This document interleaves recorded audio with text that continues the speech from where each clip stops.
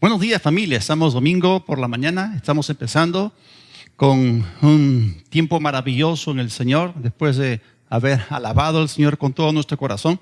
Y vamos a entrar en la palabra de Dios. Hoy día vamos a entrar en la tercera parte de nuestra serie llamada Sabiduría Financiera. Y miren, cada semana vamos a aprender un principio financiero muy importante. La semana pasada hablamos acerca de lo importante que es tener nuestros tesoros en el cielo. Nosotros podemos beneficiarnos de ellos ahora.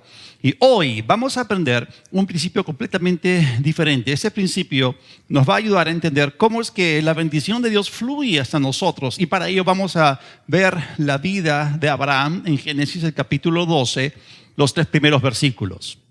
Entonces el Señor dijo a Abraham: vete de tu tierra y de tu parentela y de la casa de tu padre a la tierra que te mostraré. Yo haré de ti una gran nación, te bendeciré y engrandeceré tu nombre y serás bendición. Bendeciré a los que te bendigan y a los que te maldigan maldeciré, y en ti serán benditas todas las familias de la tierra. Miren, cuando Dios bendijo a Abraham aquí, Él ató la bendición a una misión. En otras palabras, lo que Dios le estaba diciendo a Abraham era: mira, yo te voy a usar, tengo un propósito para ti y te voy a bendecir de manera que lo puedas cumplir. Entonces, de esto podemos entender que la bendición y el propósito son inseparables. Es decir, en la mente de Dios, en su economía, en su administración y reino, ambas cosas están ligadas, están unidas, tú no las puedes separar. Y miren ustedes lo que el texto dice: te bendeciré y serás bendición. Ahora, Dios no bendice a la gente solamente para que ella acumule la bendición o para que la usen para sí mismos. Ese no es el propósito divino. Nosotros no somos una gran tina o bañera. Somos más una tubería, y la bendición de Dios fluye a través de nosotros y luego llega a otras personas. Es decir, una tubería puede canalizar mucho más que lo que tú puedes contener en una tina o en una bañera. Así que la bendición permite o hace posible la misión. Ahora, escuchen esto también. Tú no puedes ser una bendición a otros hasta que hayas sido bendecido primero. Y vamos a ver como ejemplo de este principio a una nación que indiscutiblemente ha sido una bendición al resto del mundo. O sea, aparte de Israel, la otra nación que ha hecho esto es los Estados Unidos. Y yo sé que hay mucha gente en el mundo que los critica. Es cierto que allá también hay bastante gente que es codiciosa, que utilizan muy mal su dinero, que son egoístas. Pero más allá de sus fallas morales y culturales, existe una cosa que nadie puede negar. Ellos han sido la nación más generosa de la tierra. Y cuando alguna otra nación del mundo se mete en problemas, ¿a quién miran por ayuda? A los Estados Unidos. ¿Por qué? Porque ellos han sido muy generosos en el pasado. Y una de las razones por las cuales esta nación es tan bendecida es debido a su generosidad. Es decir, cualquier nación que sea generosa con las demás será bendecida. Y el tener dicha bendición los capacita para hacer aún de mayor bendición a otros. Y eso fue lo que Dios hizo con Abraham. Tú no puedes ser de bendición a otros hasta que primero hayas sido bendecido. Tú no puedes dar lo que no tienes, así de sencillo. Ahora, la misión que Dios le dio a Abraham fue articulada o claramente expresada mediante la frase: haré de ti una gran nación. Es decir, tu primer propósito será el establecimiento de una nación singular, especial, escogida. Y luego le dijo: engrandeceré tu nombre y en ti serán benditas todas las familias de la tierra. Y esto más adelante se hizo extensivo a todas las naciones de la tierra. Ahora, esto no ocurrió de inmediato. Este era un largo proceso, pero poco a poco, con el paso del tiempo, se hizo evidente que esto empezó a manifestarse hasta que finalmente todo lo que Dios habló acerca de Abraham se cumplió.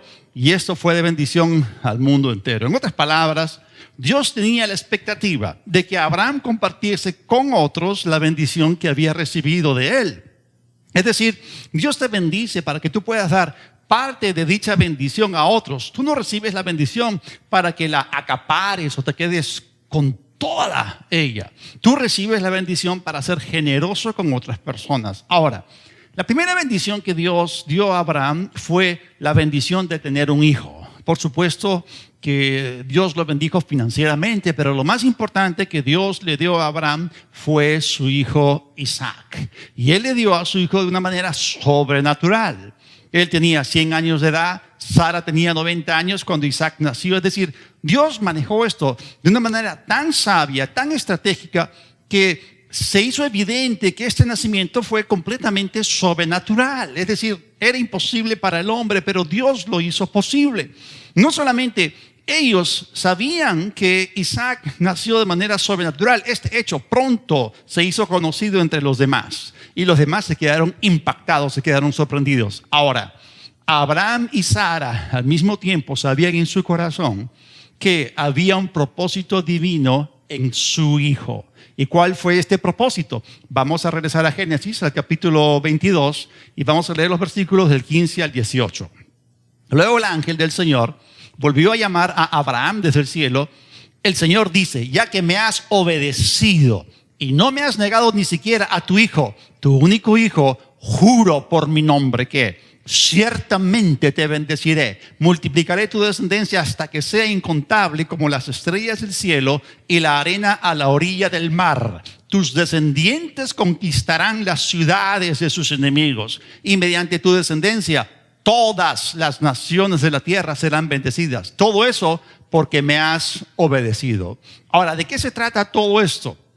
El proceso completo de la relación de Dios con Abraham estaba basado en un contrato que era muy conocido en el mundo antiguo. Dios hizo un pacto de sangre con Abraham. Y cuando la ceremonia de pacto de sangre era realizada entre dos partes pactantes, todo se empezaba con un sacrificio. Así que Dios le dijo a Abraham que le ofreciese una serie de sacrificios. De hecho, todos los sacrificios que Abraham presentó fueron más adelante prescritos en la ley de Moisés. Pueden leer el primer capítulo de Levítico acerca de esto. Ahora, entre ellos, entre dichos animales, había un becerro, una cabra, un carnero, una tórtola y un pichón. Él partió los animales por la mitad, exceptuando las aves, y puso en el suelo una mitad enfrente de la otra. Ahora, en la ceremonia del pacto, a Abraham le tocaba pasar por en medio de dichos animales.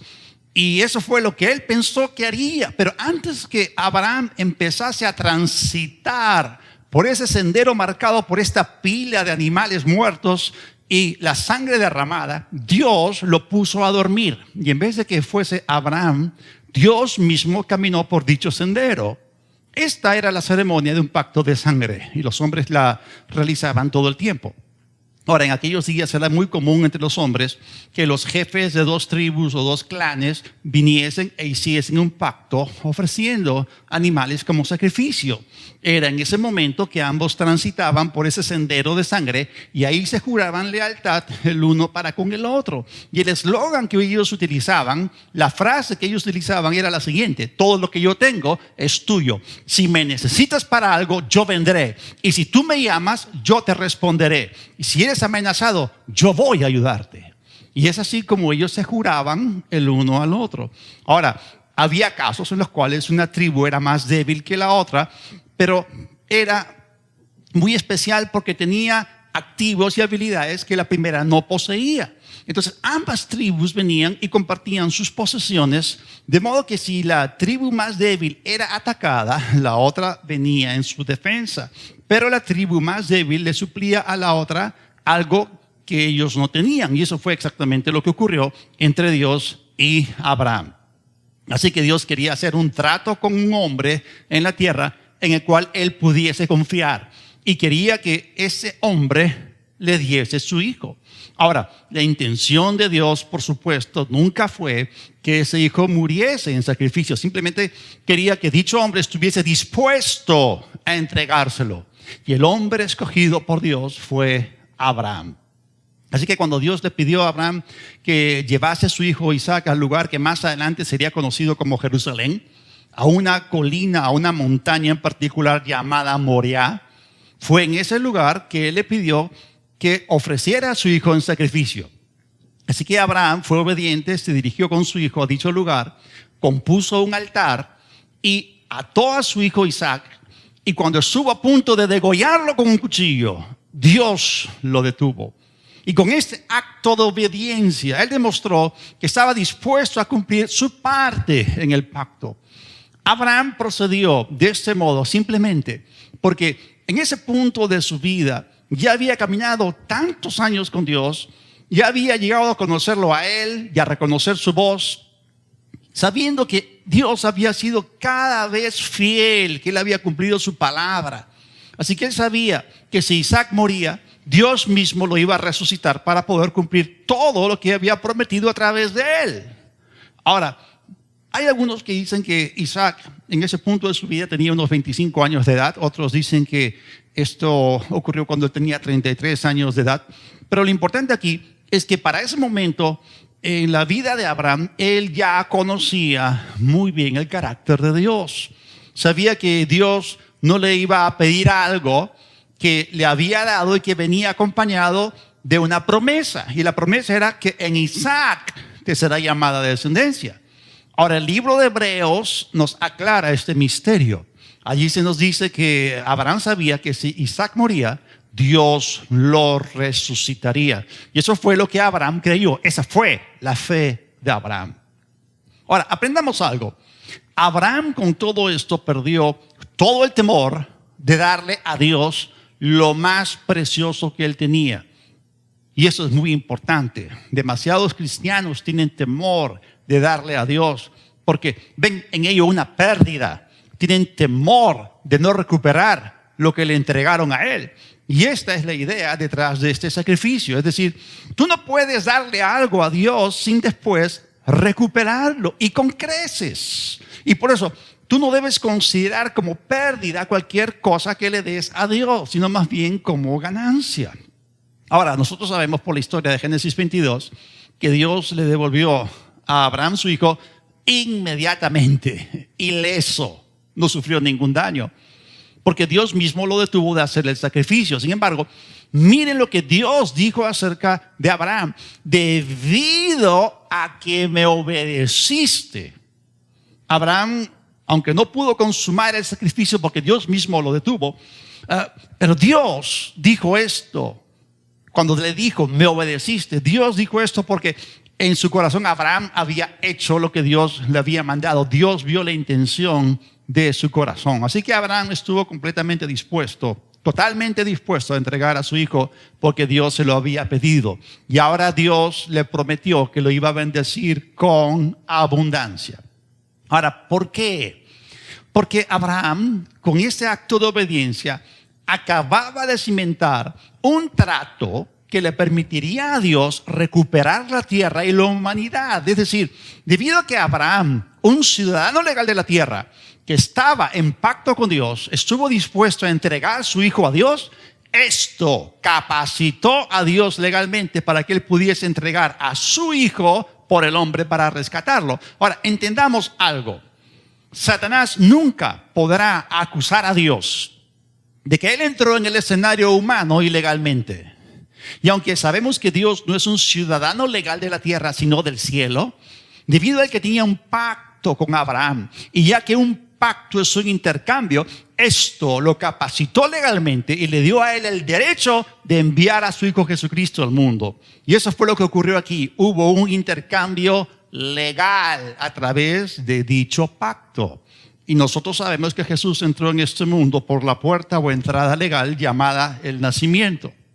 Él entró aquí en este mundo como un hombre perfecto, con derechos aquí, como ciudadano legal de la tierra, y vino en representación de Dios para recuperar lo que Adán había perdido. Y Jesús calificaba legalmente y moralmente para hacerlo. Ahora, ¿por qué tuvo que ser este conducto de un pacto de sangre? Miren, Satanás, que a través del pecado de Adán se convirtió en el príncipe de este mundo, en el Dios de este siglo, y quien recibió la autoridad de manos de Adán sobre la tierra para reinar mediante la muerte sobre toda la humanidad. Él es un ángel caído que ha interferido desde el principio de la humanidad en la relación entre Dios y el hombre. Nosotros sabemos que él entró en el huerto para tentar a Adán y Eva. Él es un invasor indeseable, es un intruso ilegal que vino para hurtar, matar y destruir todo lo bueno que Dios hizo en la tierra. Y Él a lo largo de la historia ha hecho esto una y otra vez. Nosotros sabemos que Dios estableció la nación de Israel y Satanás se apareció para tentarlos con la idolatría y con toda clase de maldad que formaba parte de las naciones paganas a su alrededor. Sabemos que Dios salvó las naciones de la tierra de una grave hambruna en los días de José en Egipto. Dios le dio a José sabiduría y favor delante del faraón. Y eso fue de tremenda bendición. Las naciones fueron salvas de perecer. Pero ¿qué ocurrió después? Satanás aparece en escena y levanta a un faraón que no conocía a José. Y este faraón esclavizó al pueblo de Dios. Entonces vemos en la historia que cada vez que Dios hacía algo para bendecir a su pueblo, Satanás saltaba en medio de todo ello para estorbar. Así que Dios hizo algo que Satanás no pudo frenar. Es aquello que nosotros hemos llamado un pacto de sangre. Cuando uno estudia el libro de Génesis, vamos a ver que Dios estableció en el principio dicha clase de contrato o pacto, y ya los hombres desde aquel entonces lo practicaban, y eso comenzó a saltar a las diferentes culturas, y las diferentes civilizaciones practicaban este rito del pacto. Ahora, quiero explicarles la naturaleza del pacto. Un pacto de sangre es la más alta clase de contrato conocida por el hombre, y Dios la escogió para entrar en una relación singular con Abraham que sería de carácter inquebrantable. Y todo esto requería que sangre fuese derramada para que fuese sellado. Y saben que Satanás no pudo detener a Jesús de derramar su sangre en el monte Moriah hace 2000 años. Cuando Jesús derramó su sangre en la cruz por nosotros, lo hizo exactamente en el mismo lugar donde Abraham estuvo dispuesto a ofrecer a Isaac. Y Jesús en la tierra no solamente era el Hijo de Dios, sino que también Él era el hijo de Abraham. Él era la simiente singular de Abraham, en la cual todas las naciones serían benditas. Vemos aquí que Jesús era representativo de ambas partes. Así que de esa manera Dios trajo bendición a todo el mundo. Y aquí vemos la derrota de Satanás, es decir, el derramamiento de la sangre de Jesús trajo a la tierra el establecimiento de un nuevo pacto de sangre con la humanidad, conocido como el nuevo pacto, y eso garantiza nuestra victoria sobre Satanás y sobre la muerte espiritual. Ahora, cuando tú sabes que si le das algo a Dios te será devuelto, entonces pierdes completamente el temor de darle cualquier cosa que Él te pida. Ahora, sigamos hablando acerca de Abraham. Recuerden que la bendición está ligada, está unida al propósito y a la misión. Y debido a que Abraham entendió el propósito de Dios, entonces él creyó en la misión y cooperó con la misión, contribuyó con ella a través de todos los recursos y riquezas que Dios le había dado. Ahora, desde ese momento en que Dios hizo las promesas a Abraham, Abraham se convirtió en una presa fácil. ¿A qué me refiero con todo esto? Satanás sabía que Dios había prometido estas cosas a Abraham. Así que las tribus y pueblos que habitaban alrededor de Abraham no eran buenas personas, era gente malvada, era perversa. La Biblia nos dice que eran extremadamente impíos, pero ninguno de ellos se atrevió a atacar a Abraham porque Abraham se volvió fuerte. ¿Sabían ustedes, y pueden leer esto en Génesis capítulo 14, sabían ustedes que él tenía en su casa 318 criados o siervos nacidos allí y adiestrados para ser guerreros? Ellos vivían con él. Ellos eran sus pastores, tenían sus familias. Y cuando su sobrino Lot fue capturado por los reyes de Oriente, Abraham fue detrás de ellos con estos 318 hombres y junto con otros amigos suyos, y ellos derrotaron a esos reyes y recuperaron a Lot y todo el botín. Es decir, Dios les dio una tremenda victoria. Así que nadie se quería meter con Abraham. Más adelante, cuando Sara murió y Abraham necesitó comprar una cueva para sepultar a su esposa, los heteos le dijeron: tú eres un poderoso príncipe de Dios entre nosotros. Así fue que él compró la cueva de Macpela. Así que la gente alrededor de Abraham lo respetaban, le tenían temor. Ahora, escúchenme bien, si Abraham no hubiese sido fuerte, nunca habría podido cumplir lo que debía hacer. Por eso Abraham tenía que ser fuerte, tenía que ser rico, tenía que ser poderoso. Escuchen esto. Esta es justamente la razón por la cual la nación de Israel en la actualidad es tan rica, tan fuerte y poderosa. Si no fuese así, sus enemigos los habrían destruido hace rato. Pero ellos tienen que ser fuertes para cumplir con el propósito de Dios. Ahora, volvamos a Abraham. Si Abraham no hubiese sido rico, ¿cómo iba a mantener, cómo iba a pagarles a todos esos cientos de criados o siervos que trabajaban con él y que tenían familias? Así que Abraham tenía que ser bendecido para cumplir con el propósito de Dios. Y quiero mostrarles aquí en la palabra de Dios una descripción de la riqueza de Abraham. Y vamos a Génesis capítulo 13, el versículo 2. Aquí se nos dice que Abraham era muy rico. Otra traducción dice que era riquísimo en ganado, en plata y en oro. Ahora, una persona promedio lee esto y piensa, bueno, esta es una descripción de todo lo que Abraham tenía. Pero la verdad es que pensar así es pensar mal, es pensar escasamente, es pensar sin profundidad. Y Dios quiere que cuando leamos su palabra pensemos las cosas a fondo. El propósito de Dios al expresar esto no fue este. Miren, lo que Dios quería mostrarnos con esto eran los 3 canales que Dios utilizó para bendecir a Abraham. Abraham, como dijimos la semana pasada, tenía 3 diferentes flujos de ingresos. Ahora, el dinero no te llega a ti de manera inesperada. La gente no se levanta de su cama temprano por la mañana pensando en cómo hacerte llegar su dinero. O sea, la gente promedio sencillamente no piensa así. Y si la gente te da su dinero es por alguna razón. Existe una relación contigo, quizás sea una relación comercial, ¿ok? O existe una conexión entre ustedes. Pero el dinero viene a través de intercambios. Y estos intercambios son los que hacen que el dinero venga a nosotros.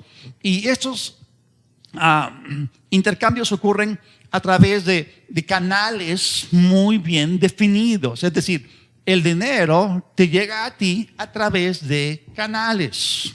Y mire, yo hace 31 años atrás, cuando dejé mi carrera como ingeniero electrónico y seguí mi llamado de Dios, el llamado de Dios entrando al ministerio a tiempo completo, entonces dejé mi trabajo, dejé un buen trabajo, dejé un buen sueldo y en aquellos días no tenía mucho dinero y ocasionalmente después de compartir la palabra, de ministrar la palabra, alguien venía y al despedirse de mí colocaba un billete en mi mano o me invitaba a almorzar o me regalaban cosas. Y estas cosas para mí eran una sorpresa muy agradable.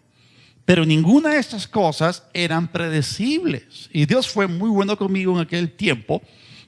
Pero yo no podía vivir de ello. Es decir, yo estaba agradecido cuando ocurría, pero eso no era suficiente para vivir bien.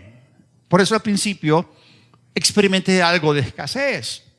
Pero esa forma de que esas cosas llegasen a mí no eran un canal, eran simplemente ofrendas por gracia. Y siempre nosotros habíamos escuchado testimonios y seguramente ustedes lo han escuchado acerca de testimonios financieros que ocurrían con ciertas personas y eso es maravilloso. Hay gente que cuenta cómo sobrenaturalmente les supleó, pero esta nunca fue la preferencia de Dios. Es decir, la preferencia, la elección de Dios, lo óptimo de Dios no es que tú vivas por los milagros financieros. Escúchenme bien, Dios prefiere darte un flujo de ingresos constante y predecible. Porque la gente que vive dependiendo de milagros financieros es gente que tiene picos y valles, tiene subidas, tiene bajadas. Es decir, cuando se les acaba el dinero que alguien les ofrendó, entran en desesperación, no pueden pagar sus cuentas a tiempo y justo antes que les vayan a cortar el teléfono o la luz, llega otro milagro y sienten alivio, ¿no? Pero Dios tiene un plan muchísimo mejor que ese. Escúchenme bien, yo no estoy diciendo que Dios no puede hacer milagros, porque los hace y yo los he experimentado. Pero Dios alimentó así a Israel en el desierto. Él prefiere darte a ti una fuente de provisión constante y segura, acompañada de mucha paz y sin nada de ansiedad. Ahora, ¿cómo sabemos nosotros que esta es la verdad? ¿Cómo sabemos que esto es parte de la cultura financiera de Dios o del sistema del reino de Dios? Porque la Biblia lo enseña. Así que vamos a extraer juntos sabiduría financiera de las Escrituras. Por ejemplo, si al frente de tu casa hay una gran planta de energía eléctrica, eso no significa que tú tendrás por inducción electricidad de manera automática. Es decir, la electricidad tiene que llegar a tu casa a través de canales. Esos canales se llaman cables, son los conductores del flujo eléctrico. Si no hay cables, simplemente no tienes corriente. Ahora, es muy beneficioso, muy provechoso para nosotros pensar en el dinero, así como pensamos acerca de la electricidad. Así como la electricidad fluye a través de cables y llega a tu casa, también el dinero llega a ti a través de canales. Y mucha gente tiene grandes conflictos cuando se ponen a pensar en maneras posibles de ganar dinero. Miren, en nuestra nación, en el Perú, hace más de, digamos, unos 150 años atrás, no teníamos en el país electricidad ni tampoco líneas de transmisión. Hubiese sido muy tonto tratar de ir a conseguir electricidad. La electricidad, por supuesto que existía en el mundo físico, pero no estaba siendo transmitida a través de canales o líneas de transmisión. Aún no estaba llegando ni a las casas ni a los negocios. Era parte del mundo físico, pero no estaba disponible como un recurso utilizable como ahora. Ahora, todos nosotros estamos familiarizados con la dinámica del asunto. Sabemos cómo funciona. Todos sabemos que la corriente circula a través de cables eléctricos. Todo el tiempo estamos enchufando y desenchufando dispositivos y cables. Otro ejemplo es que la sangre que nuestros órganos y tejidos necesitan para subsistir llega a ellos a través de canales llamados venas, arterias. Tenemos también vasos capilares. Y de la misma forma el agua que llega a nuestras casas lo hace a través de canales llamados tuberías. Así que Dios quiere que nosotros aprendamos cómo las cosas nos llegan a nosotros a través de canales para que podamos tener un flujo constante de ingresos. Sería terrible vivir dependiendo de la misericordia de la planta de energía local y que bueno, de vez en cuando te cae un poco de chorro de corriente y disfrutas de ella por media hora al día. Sería terrible que tú puedas solamente disfrutar de agua potable por una hora diaria. Y eso no es lo ideal. Nosotros tenemos un flujo continuo de electricidad y de agua en nuestras casas y eso nos da a nosotros una tremenda tranquilidad. Ahora, vamos a ver que esto es lo que la Biblia enseña. Vamos a Malaquías, el capítulo 3, en el versículo 10. Y como vamos a ver aquí que Malaquías está hablando acerca del dinero, está hablando acerca del diezmo, está hablando acerca de ofrendas. Malaquías 3:10 dice: traigan todo el diezmo al tesoro y haya alimento en mi casa. Pruébenme en esto, ha dicho el Señor de los ejércitos, si no les abriré las ventanas de los cielos y derramaré o vaciaré sobre ustedes bendición hasta que sobreabunde. Ahora, cuando Malaquías nos habla en ese pasaje acerca de honrar a Dios con los diezmos, o sea, Dios mismo promete que Él abrirá las ventanas de los cielos. Miren, las ventanas son los canales o las vías a través de las cuales Dios dijo que derramaría bendición a aquellos que son fieles diezmadores. O sea, aquí está hablando acerca de canales. Cuando nosotros miramos una ventana, no pensamos en ella como un canal, pero una ventana sí es un canal, porque una ventana es un pasaje desde una dimensión exterior hacia una dimensión interior. Y cuando hablamos acerca de pasaje, estamos hablando de algo que permite el flujo de ciertas cosas. Hay ciertas cosas que pasan, un pasaje por donde se transita, donde hay un flujo, ¿bien? Es decir, hay cosas que se mueven o fluyen a través de las ventanas. La luz ingresa a través de las ventanas. El aire fresco ingresa a través de ellas. A veces hay gente que se mete a una casa por la ventana o sale por la ventana. Así que una ventana es un pasaje, es un canal. Ahora, alguna vez, antes de la pandemia, antes de la cuarentena, ¿han ido en su carro a McDonald's o a Burger King o a algún otro sitio y han comprado comida para llevar? ¿Cómo es que te la entregan? Bueno, ellos tienen una ventanilla, a través de una ventanilla, a través de una ventana. Entonces ahí hay un canal para que puedas recibir la comida que has comprado. Entonces, ¿ya están ustedes convencidos de que una ventana es también un canal? Y Dios lo dijo, entonces es cierto. Tu trabajo mismo es un canal que Dios, quien es tu fuente, utiliza para bendecirte. Ahora, si todas estas cosas pasan a través de esta clase de ventanas naturales, cuánto más la bendición de Dios puede llover sobre nosotros a través de las ventanas de los cielos. Ahora, sigamos hablando acerca de Abraham en Génesis 13, en el versículo 2. Dijimos que Abraham era muy rico o riquísimo en ganado, en plata y en oro. Y aquí vemos que Abraham tenía 3 diferentes canales o flujos de ingresos: ganado, plata y oro. Ahora, existe una clave escondida acerca de cómo Abraham tenía una economía tan sólida cuando él vivía en medio de la nada. O sea, ¿cómo es que Abraham llegó a tener una prosperidad a prueba de recesión? Porque sabemos que Abraham no vivía en una ciudad. Es más, él nunca vivió allí, sino él moró en tiendas donde quiera que fue. Él no estaba en medio de una gran área urbana en la cual se podía comerciar con oro o con plata, ¿no? Es fácil ver cómo él era rico en ganado. Pero ¿qué acerca del oro y de la plata? ¿Cómo los conseguía? Entendamos algo, seamos históricamente correctos, geográficamente correctos. Abraham vivía junto a la ruta de caravanas más transitada del mundo de aquel entonces. Es decir, ustedes podían ver allí que había riqueza viniendo de Asia, viniendo desde Europa, y ellos atravesaban en sus caravanas la línea costera de la tierra de Canaán en su ruta, yendo en dirección hacia Egipto. Y mayormente la gente que venían mayormente en camellos.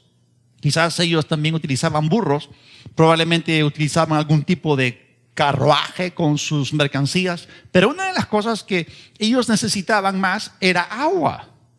Y cuando leemos el libro de Génesis, una de las cosas que leemos acerca de Abraham es que él cavaba pozos en toda esa área. Ustedes saben que él necesitaba agua para todo su ganado y también para sus siervos y para toda la familia, por supuesto. Y en Canaán había pastizales, pero no había mucha agua a disposición. Entonces, para suplir el agua que el ganado necesitaba y para todas las personas, él lo que hacía era cavar pozos. El agua de los pozos que Abraham cavaba le dio a él un recurso para poder comerciar. Y sin lugar a dudas, él utilizó dicha agua para que bebiesen los camellos de aquellas caravanas. Y es aquí donde tomó lugar un intercambio directo con aquellos comerciantes. Así que Abraham les daba agua y ellos le pagaban con oro y con plata. Ahora, encontrar estas cosas en la palabra de Dios abre nuestras mentes para que podamos ver nuevas formas o canales a través de los cuales Dios nos puede bendecir a nosotros. Y tenemos que empezar con la verdad básica de que Dios es nuestra fuente. Miren lo que dice Filipenses 4:19. Mi Dios, pues, suplirá toda necesidad de ustedes conforme a sus riquezas en gloria en Cristo Jesús. ¿Qué significa esto? ¿Qué es lo que hace una fuente? Una fuente suple. Y aquí Pablo dice que Dios es nuestra fuente. Dios fue su fuente. Dios debe ser tu fuente. Entonces, si Dios es nuestra fuente y Él suple nuestras necesidades, ¿cómo es que lo hace? Cuando empezamos a pensar en términos de canales, Dios, quien es nuestra fuente, utilizará múltiples canales para suplirnos y para bendecirnos. Ahora, depende de cada uno de nosotros el poder encontrar dichos canales. O sea, tú y yo tenemos una conexión vital interior con el Señor tú y yo tenemos morando dentro nuestro al Espíritu Santo, que es el Espíritu de sabiduría en nosotros. Y Él nos puede dar ideas, pero Dios utiliza canales. Así que Dios prometió a Israel que Él les daría canales. Así que después del Éxodo, Dios les dio a ellos múltiples flujos de ingresos cuando entraron a la tierra de Canaán. En Éxodo capítulo 3, en el versículo 17, dice: y he dicho que yo los sacaré de la aflicción de Egipto a la tierra de los cananeos, heteos, amorreos, fereceos, heveos y jebuseos, a una tierra que fluye leche y miel. Miren, 17 veces en las Escrituras se menciona la frase una tierra que fluye leche y miel, la cual describe la tierra específica de Canaán, la tierra de la promesa. Una vez más, digo que esta no es tan solo una descripción física de aquella tierra, sino que es la descripción puntual, precisa, certera y acertada, la descripción de Dios de una economía. Era una tierra que fluía con leche, ya que el pasto allí era muy nutritivo y contenía muchas proteínas. Las vacas, cabras, ovejas y otros animales se multiplicaban sobre los campos. Es decir, tenían allá una gran ganadería debido a esos pastizales. Y también la tierra fluía con miel, y esto nos habla de una tremenda agricultura. La tierra de Canaán era una tierra de vegas, de montes, de planicies. El terreno era muy fértil, había muchas flores y por lo tanto muchas abejas, y estaba la polinización y todo eso. Así que esta es la descripción de una economía en la cual los dos flujos primarios fueron la ganadería y la agricultura.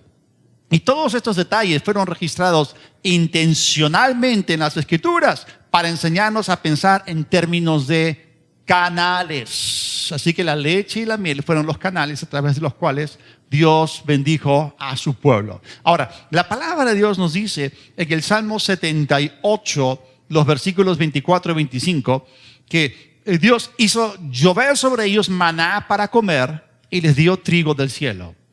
Pan de fuertes comió el hombre, les envió comida hasta saciarlos. Y esto significa que cuando el pueblo de Israel estuvo en el desierto, Dios no usó un canal. Él les dio maná directamente. Él no les dio allí un proceso. Y eso no fue, como dijimos, lo óptimo de Dios. Es mucho mejor cuando Dios te da cosas a través de canales. Miren lo que dice Josué capítulo 5, versículo 12.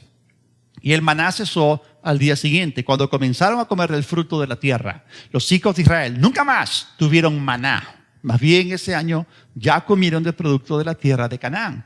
Y eso nos dice claramente que el maná no fue lo mejor ni lo óptimo de Dios para ellos. Él los alimentó así porque no podían sembrar ni cosechar en el desierto.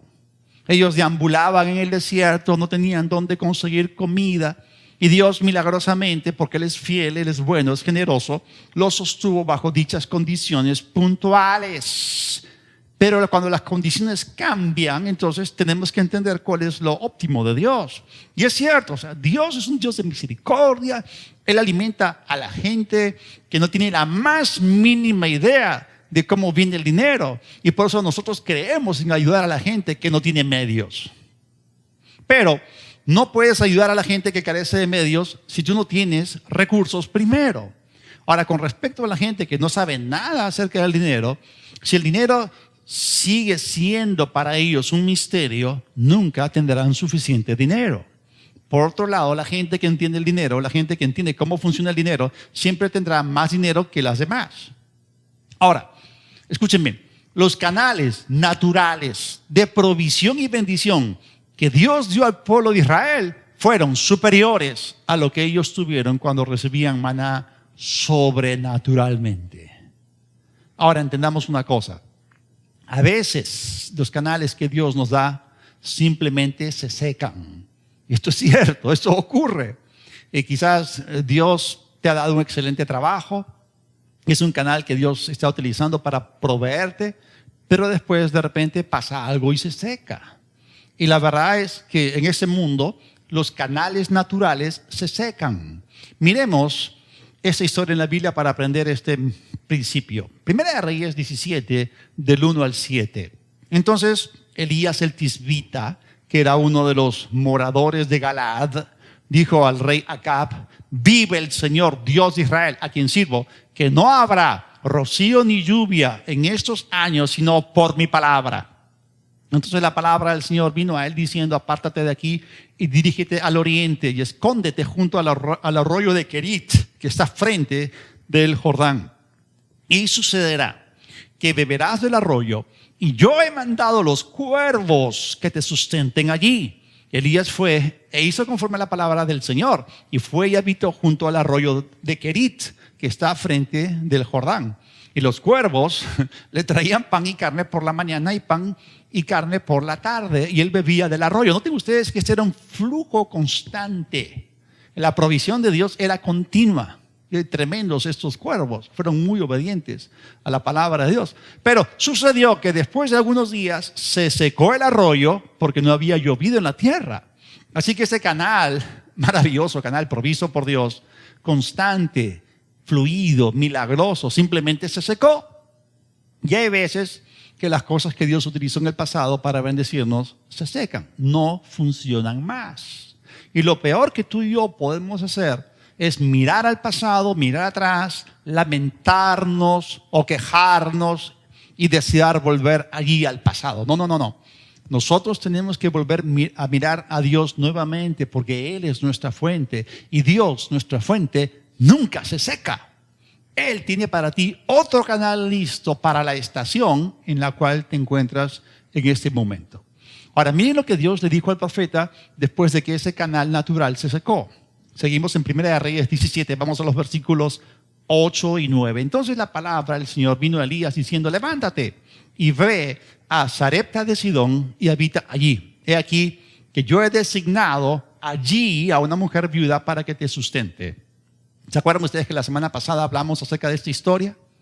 Cómo ella le hizo una torta al profeta para que él comiese primero, y ella lo hizo.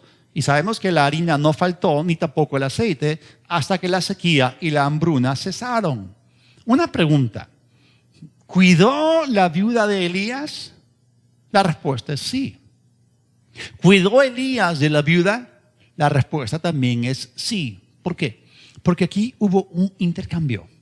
Y dicho intercambio creó un canal de provisión para el resto de esa estación de escasez. Así que esta es la forma en la cual nosotros tenemos que pensar acerca de nuestro dinero.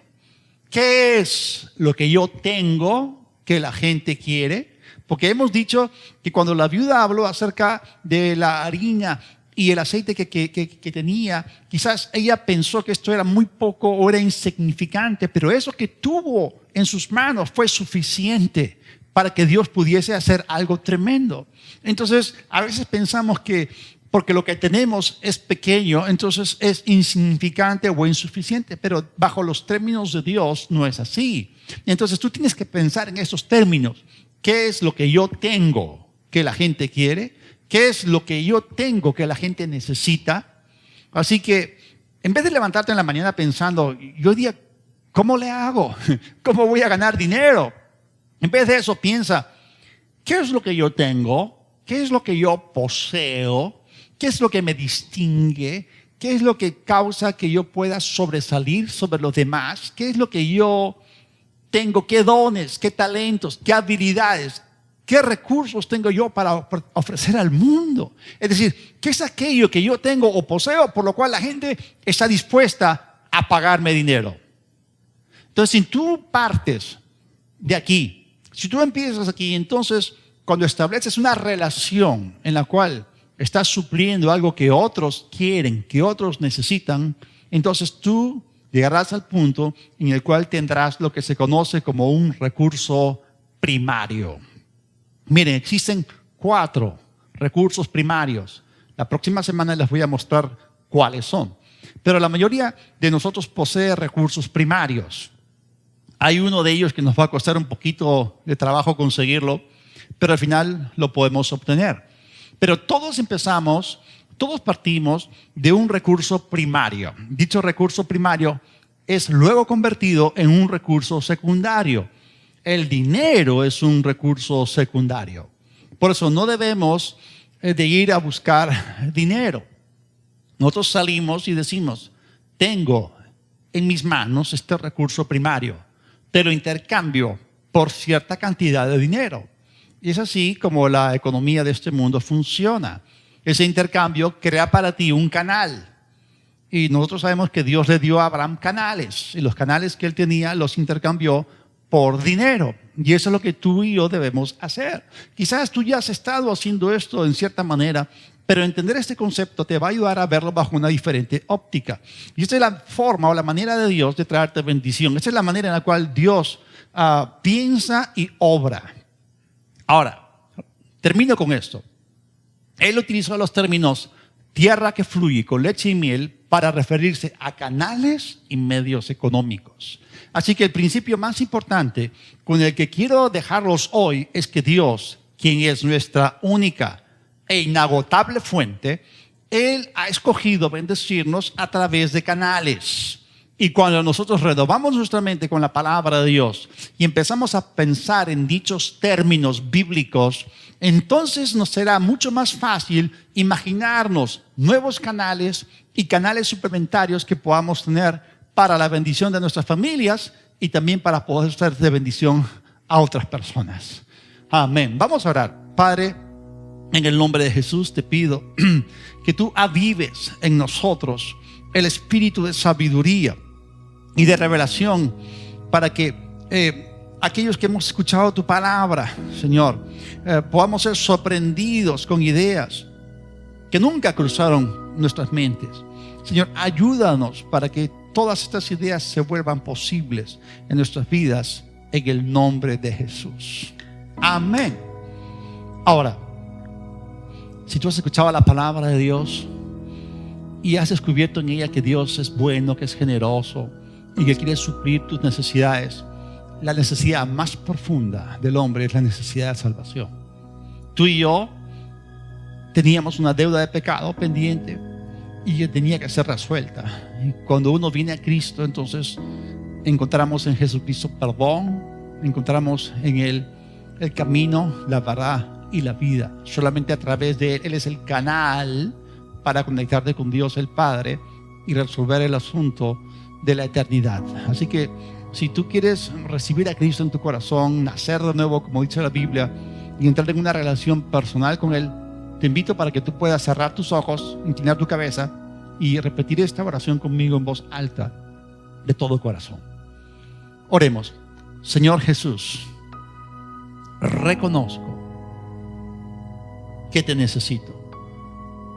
Te doy gracias por morir en esa cruz y pagar por mis pecados. Me arrepiento de mi vida sin ti. Perdóname todos mis pecados. Creo y confieso que tú eres a partir de ahora mi Señor. Creo que Dios Padre te resucitó para mi perdón. Y yo recibo ahora de ti perdón de pecados y el regalo de la vida eterna. En tu nombre. Amén.